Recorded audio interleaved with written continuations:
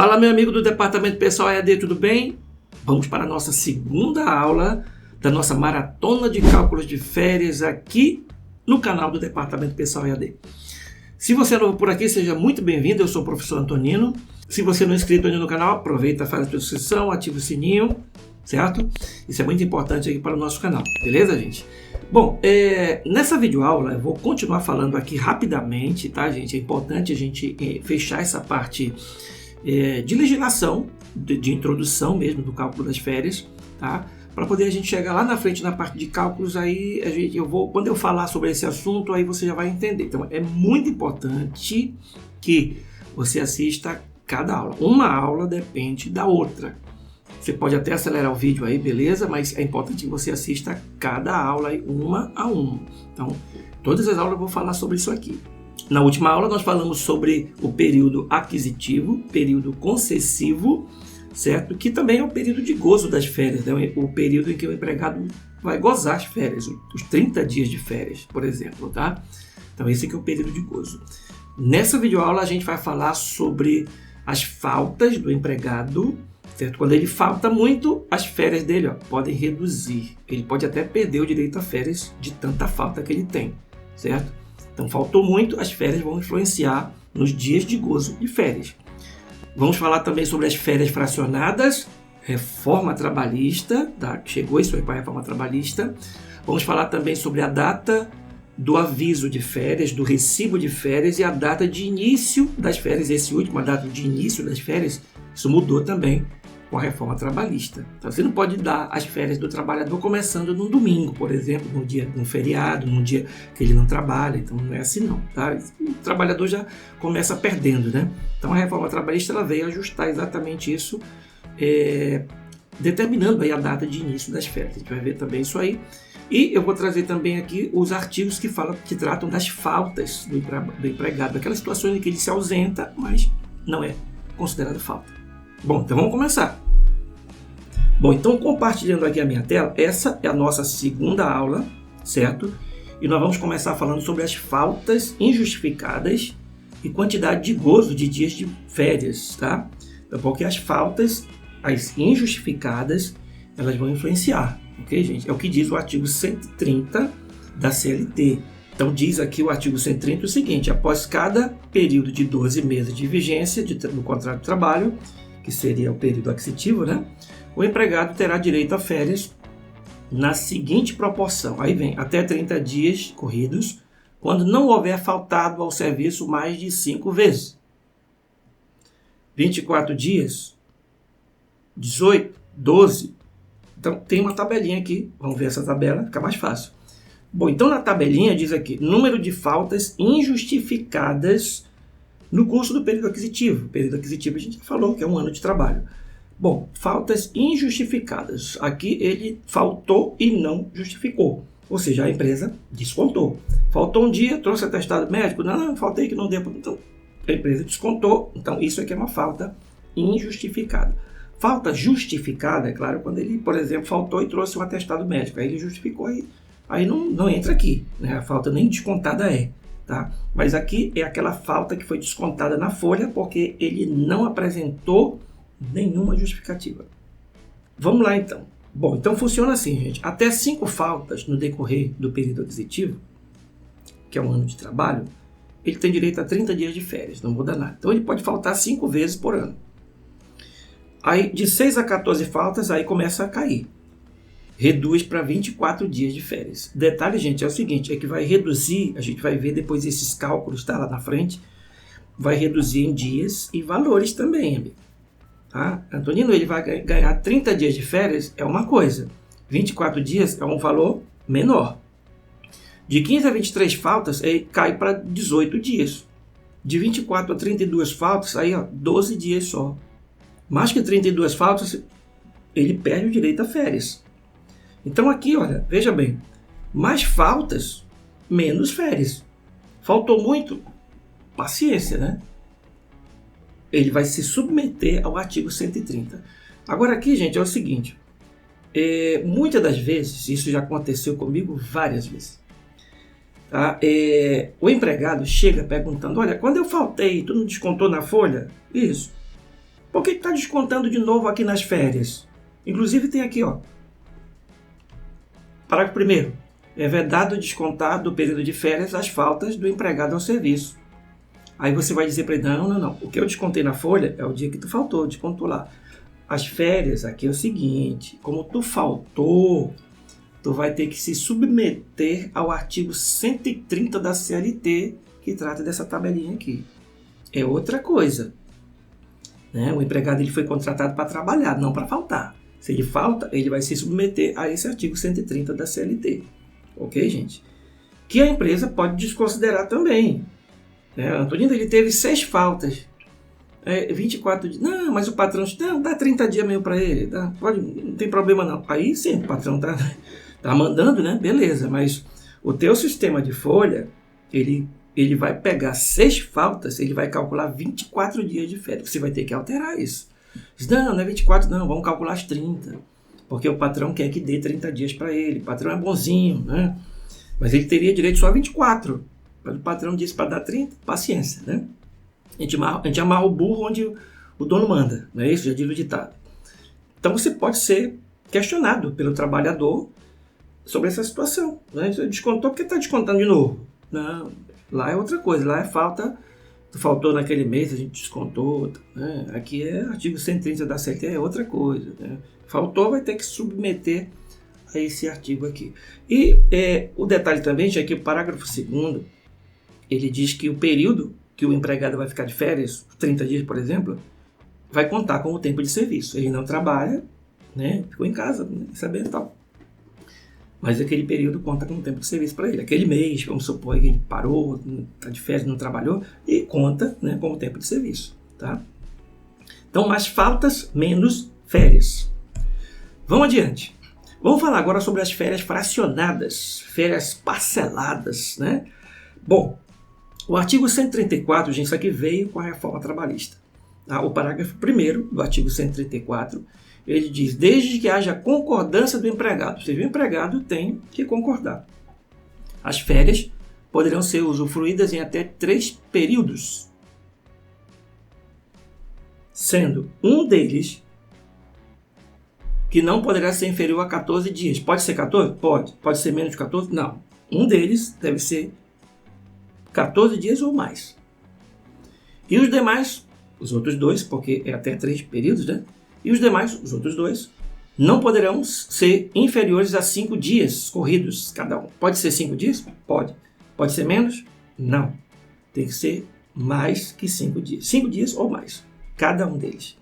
Então, trouxe aqui alguns exemplos, certo? Então, a empresa, gente, se quiser, e o empregado, né, também, 30 dias corridos. Não quero parcelar, né? Para mim não dá. Eu sempre tirei férias aqui 30 dias, então eu já estou preparado para essa situação. Sempre 30 dias. Já me programo durante o ano para 30 dias. Não quero fracionar. Mas se o empregado quiser, bom, aí olha, vamos lá.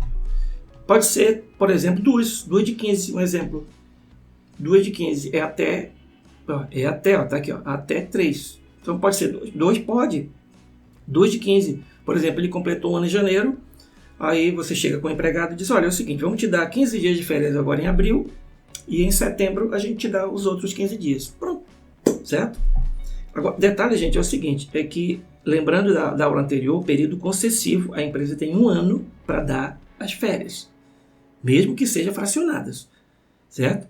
Então, esses 2 períodos de férias, 15 dias mais 15 dias, tem que ser dentro daquele prazo de 1 ano, tá?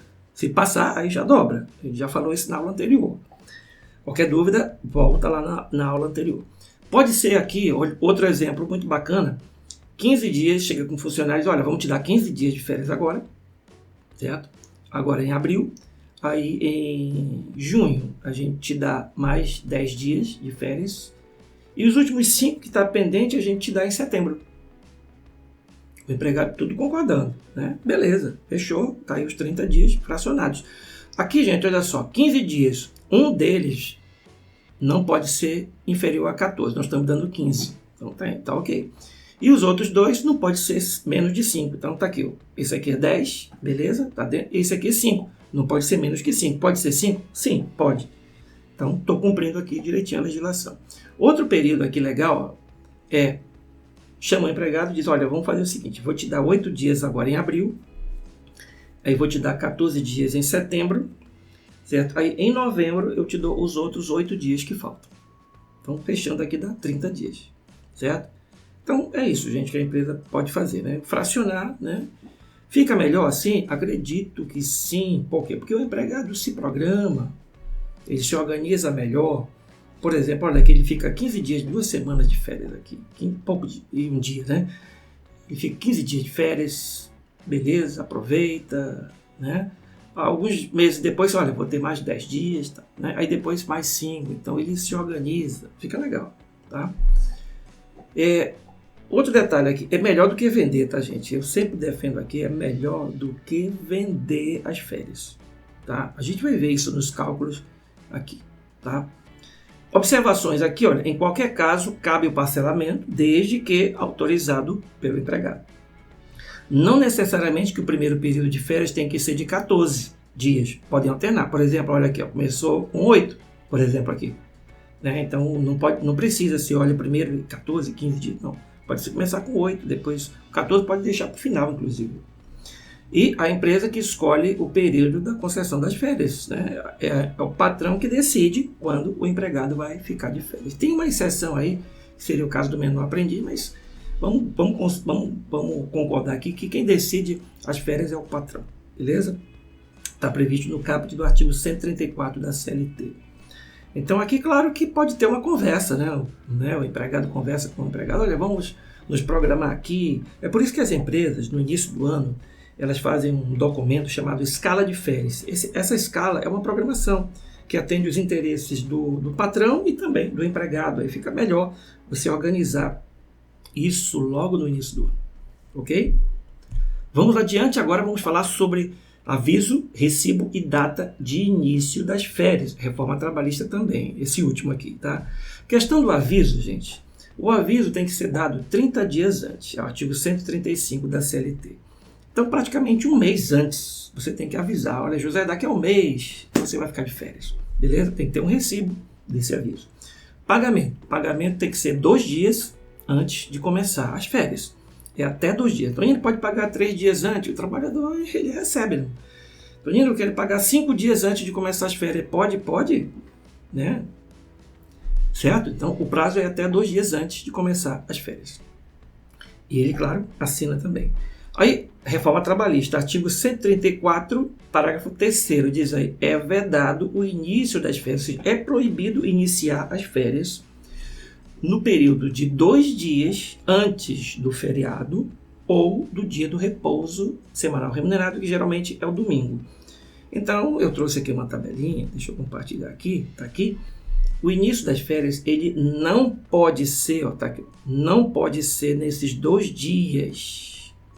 Não pode ser nesses 2 dias aqui, que antecede o domingo, vamos considerar que o DSR é o domingo, ou o feriado. Certo? Então, por exemplo, vamos pegar aqui novembro. Novembro, dia 2 é feriado. Novembro, dia 2 é feriado, que inclusive é um sábado esse ano, 2024. Eu estou gravando esse vídeo em 2024. Então, Toninho, olha, vamos dar as férias para ele dia 1º de novembro. Não vai, porque dia 2 é feriado. Dia 2 é um feriado, é um sábado. Então, teria que ser, ó, vamos pegar aqui. Feriado é dia 2. O dia anterior, dia 1º, não pode. Dia anterior, dia 31 de outubro, também não pode. Início das férias seria aqui antes. Ou então joga para frente. Joga para frente. Por exemplo, domingo. Toninho, vamos dar as férias domingo não dá, né? Por quê? Porque nos 2 dias anteriores ao domingo, não pode. Então temos aqui o domingo, aí tem aqui o sábado, sexta, também não. Início das férias na quinta. Então, o empregado ele tem que começar as férias dele na quinta-feira. Sexta-feira não dá, sábado não dá, e domingo, também, o início do feriado também não dá. Então você vai pegar essa tabelinha aqui. Pega aqui o domingo, ou o feriado, esses 2 dias anteriores. Não. Então vem para cá, início das férias aqui. Ou então joga para frente. Joga para segunda-feira, ou então depois do feriado. Então você vai ter que fazer essa conta. Isso quer dizer o seguinte, que dificilmente daqui para frente não, desde 2017, na reforma trabalhista é novembro de 2017. dificilmente vai ter férias começando no dia 1º e terminando no dia 30. Por quê? Porque você vai ter que observar o calendário, né? Observar o calendário para poder dar as férias do trabalhador. Então, você tem que combinar com o empregado, porque, por exemplo, olha, José, nós vamos te dar tuas férias em novembro. Chama lá o empregado, José, a gente vai te dar tuas férias em novembro. Ele espera que a partir do dia 1º de novembro ele está de férias, só que não é assim. A gente viu que não dá para dar as férias dele dia 1º de novembro. Ou vai dar depois do feriado, que seria, acho que dia 4, que é uma segunda-feira, né? 4 de novembro, começando as férias dele. Não começaria no dia 1º, certo? Ou então antes, né? Começaria finalzinho de outubro, ali. Então você vai ter que fazer uma continha aí para poder iniciar as férias do trabalhador. Beleza? Bom, como eu havia prometido, no final dessa aula a gente vai falar sobre as situações em que o empregado ele pode se ausentar e não vai ser descontado dele as faltas, tá? Porque não é falta, porque pela legislação, para que o artigo 131 da CLT, ele diz, não será considerado falta ao serviço, para os efeitos do artigo anterior, a ausência do empregado. Aí vem, tá? Depois eu vou até mudar aqui, para poder, depois você dá uma olhada com calma aqui, tá? Aqui, olha, né? Eu trouxe aqui alguns pontos, tá? Depois você dá uma olhada aqui, vou dar uma pausa no vídeo, você lê isso aqui. Eu não vou estar lendo aqui, olha, aqui, ó, maternidade. A funcionária se afastou por licença maternidade, 120 dias. Então, nesse período, não é falta. O aborto, 2 semanas, ela pode se ausentar, também não é falta. O funcionário sofreu um acidente do trabalho ou doença, ele trouxe um atestado médico, então não é falta. E esses outros casos aqui também. O artigo, além do artigo 131, tem o artigo 473 da CLT. Depois você dá uma pausa nesse vídeo, lê isso aí tudo direitinho. Mas eu trouxe aqui alguns destaques, que são os mais comuns. Então, olha, artigo 473, o empregado poderá deixar de comparecer ao serviço sem prejuízo do salário. E tem até 2 dias consecutivos em caso de falecimento. Morreu alguém da família. 2 dias. Aí, família, quem é família? Aí está aqui a lista. Cônjuge, ascendente, né? Ascendente, pai, mãe, avô, tal, descendente, filho, neto, tal, irmão ou pessoa que declarada em sua carteira de trabalho e sob sua dependência econômica. Casamento, 3 dias. Né? 3 dias. Tonino vai casar. Eu aconselho a casar na quarta-feira, porque folga quarta, quinta e sexta. Aí aproveita o final de semana. Né? Tonino, é isso. A maioria prefere casar no sábado. Casa sábado, não trabalha sábado, domingo e segunda, né? Só aproveita menos. E tem 3, 5 dias. Isso aqui mudou recente, tá, gente? 2022, olha. Agora sim, definitivamente é 5 dias, porque antes era 1. Né? 5 dias em caso de nascimento do filho. Licença paternidade. Né? Nascimento do filho, adoção ou de guarda compartilhada. Certo? Também aqui 5 dias. Aí tem um detalhezinho aqui embaixo, parágrafo único. Aqui, eu disse, olha, a partir da data do nascimento do filho. Né? Nasceu o molequinho lá, tal, então a parte já está contando o primeiro dia. A partir da data de nascimento. Nasceu, já está contando o primeiro dia. Certo? Dos 5. Aí vem aqui esses outros itens aqui. Outro que chama bem a atenção é o item 10. Também é recente, isso aqui, muito importante, isso aqui, gente. Até para você passar para outras pessoas que desconhecem a legislação. Tá? Isso aqui é muito importante. Tá? Repasse isso aqui para outras pessoas, porque isso aqui muitas vezes o trabalhador não sabe disso, ele acaba deixando de usufruir, de aproveitar a legislação a seu favor. Tá? Então, item 10, olha, pelo tempo necessário para acompanhar sua esposa ou companheira em até 6 consultas médicas. Não é 1 hora, 2 horas, é tempo necessário. Ele vai acompanhar a esposa dele ou companheira em até 6 consultas médicas ou em exames complementares durante o período de gravidez. Ele pode se ausentar por 6 vezes. 6 vezes para consulta médica, para exames complementares, né? Durante o período da gravidez. Vamos constar aí 9 meses, né? Então ele vai se ausentar. Ele pode se ausentar. Certo? Outro item aqui, ó, 11. Por 1 dia por ano para acompanhar o filho de até 6 anos em consulta médica. A mãe pode levar aí 1 vez por ano, então, né? E o item 12, até 3 dias a cada 12 meses de trabalho, em caso de realização de exames preventivos de câncer devidamente comprovado. Vai chegar aí o novembro azul, né, outubro rosa, tal, né? Então aí, gente, é o período que o trabalhador ele aproveita para fazer um exame preventivo de câncer, né? E, olha aí, até 3 dias em cada 12 meses. Então, durante o ano, ele pode fazer até 3 vezes aí esses exames, né?